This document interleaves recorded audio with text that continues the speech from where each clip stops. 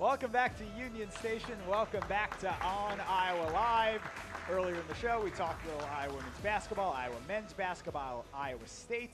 Now it's time for high school hoops, and Mike Freeman, the head coach of the Xavier boys basketball team, joins me. Mike, thank you for coming on to the show. Your Saints losing in the 3A state semifinals to eventual state champ MOC Floyd Valley. As you look back with some time, less emotion after the locker room of that loss, how do you see this season? Yeah, I mean, super proud of our group. We talked about throughout the season of not being a coach-led team, being a player-led team. I thought the last probably 4 weeks of the season we really changed that narrative, and I think we got stuck with the flu really late in the season, and I think that kind of forced guys into different roles, and I think that helped us bond late in the year. We had a fantastic run at state. Obviously, that last bucket's hard to we're getting a few highlights of that. A hard one to see, but really proud of the group. Obviously, to get to Des Moines, one big step. This group I know wants to go bigger and better as we return next year, but really proud of them. You guys had a tough schedule. I think you came into the state tournament with, 9 losses? Playing in the MVC, yep. That's a schedule, or that's a record that can be deceiving. How did some of those losses help you?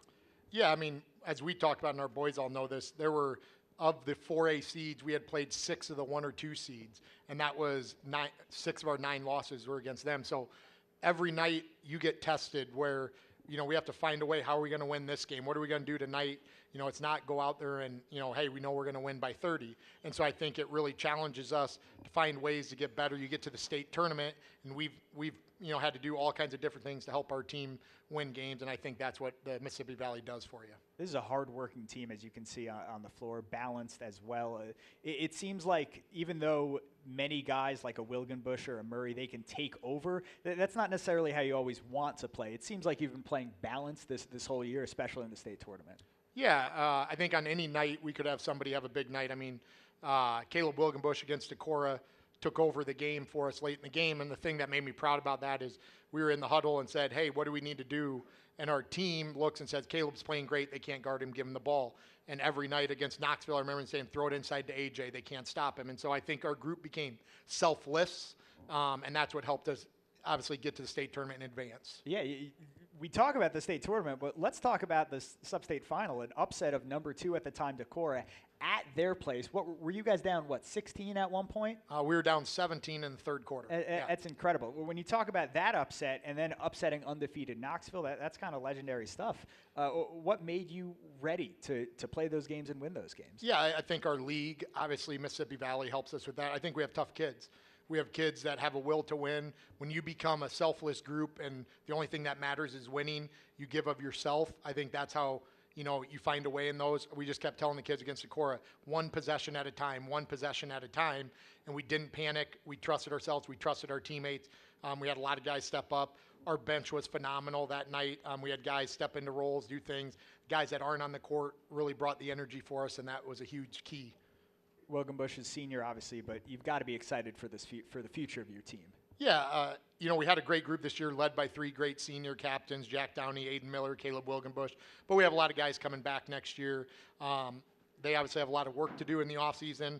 Our group needs to get in the weight room. They're going to hear that a lot. We need to get stronger. We need to work on our games. But excited about the group that we have back. There'll be some people in different roles next year, which I think they'll all adapt to. So really fun group to coach, really good kids at Xavier to coach. So excited for what next year has to bring. All right, boys, it's your time. Come up on stage. Xavier boys basketball team on next on Iowa Live. Welcome back to Union Station and on Iowa Live. We have the state semifinalists, Xavier boys basketball team. They were the Kingslayers at one point, upsetting Decorah, upsetting Knoxville, and getting to the state finals where they lost to eventual champion MOC Floyd Valley. Head coach Mike Freeman, can you introduce these players on stage? Yeah, we'll start over here. We have Dylan Hollub, senior, Asa 2 senior, Wayne Montgomery, a senior. Carter Hoffman was up here for the football team here earlier this year. Sam Luke, Owen Lubeck, Silent H, Brady O'Donnell, Lee Gomez, a senior, AJ Evans, junior, Lorenzo Pino, Xander Murray, and then 2 senior captains, Aiden Miller and Caleb Wilgenbush. Aiden and Caleb, I'll start with you two. You've obviously grown up around the program. This is not like a program that's been in the basement. This is a program that often goes to state. You guys want to see your team. You've probably been to state watching your team.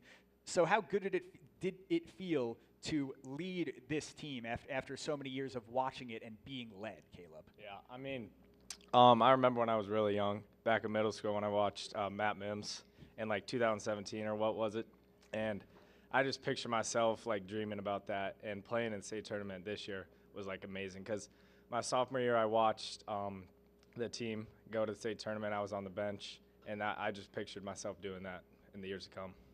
Aiden, did playing at state, going to state, live up to those expectations? Yeah, man, it's really surreal, man. Just the feeling at the well, it's different. It's a really fun environment to play in. Same question to you, Xander, because you had kind of a takeover game at the end in the state semifinals. Were you feeling any of that pressure, or were you just playing ball out there? Nah. At the end of the day, it's just basketball, and we just got to go out and play our game. Let's take it back to Caleb. When you guys were down, 17 you said at the core? Can you take me back inside that huddle where your teammates basically said, give Caleb the rock, he's hot? Yeah, I mean, Xander hitting that and 1-3 to have their big guy foul out, and that really helped us because I could get to the hole without him, his long arms, big body be there to block my shot or something. When you look at next year, and my three juniors here, Lorenzo, Xander, and AJ, you guys are all juniors. Yeah. Why don't you pass the mic over to Lorenzo and AJ? This is your team next year. Is it like a sense of pressure, a sense of nervousness, like we have to live up to these high expectations? Or is it you're excited, like this is what I've been waiting for, this is what I've been working for? Absolutely no pressure at all. You know, we had 2-3 great leaders this year. Definitely going to step into that role. Yeah, AJ, same question. I mean, I would just say, I've been excited to be the leader of the team for as long as I can say, but I think, we're just going to play as a team and just do what we did this year and hope for the best next year. AJ, you in that quarterfinal game against Knoxville were pulling down every single rebound. I actually, for a minute, I felt bad for you because all you were doing was pulling down rebounds, and your teammates were like, AJ, I'm open. And you just had to be like, I keep getting rebounds. What's the next step in your game? I would say, just keep working, keep getting stronger, keep obviously working the post work, but, get out, maybe extend the game a little bit, maybe try a few three-pointers next year. Maybe. Work on the jump shot, We'll see how things go. Lorenzo, Scott loves this story where you played against Matt Mims back when he was an athlete. Absolutely, 2018, 2019. Do you think about moments like this? You guys were looking up to players like Matt Mims, and now you have third and fourth graders looking up to you now? Yeah, it's definitely a great feeling. Sometimes I get to see them after the games.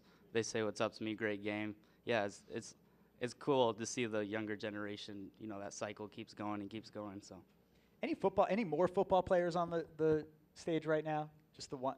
No, we got multiple up. You got 1, 2, 3.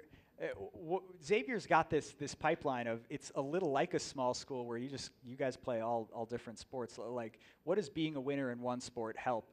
How does that help for another sport? Well, I mean, these coaches, they really work us hard, and hard work and discipline just goes throughout every sport for us. We work really hard at practice, and I think that's what differentiates us from the rest of teams in 3A and 4A. Xander, you're leading this team. You think next year you'll be on Iowa Live, bring home a state championship trophy? Yeah, that's the goal. I mean, hopefully we have one up here next year. All right. Guys, audience, thank you so much for coming out. I know Scott retired earlier this week, but I hope you keep coming out to Union Station. Chelsea Brown will be here next week. Got to give a big thank you to our producer, Aaron Rooney, and to Scott Docterman for joining me. And thank you so much to the Xavier boys basketball team. This has been On Iowa Live.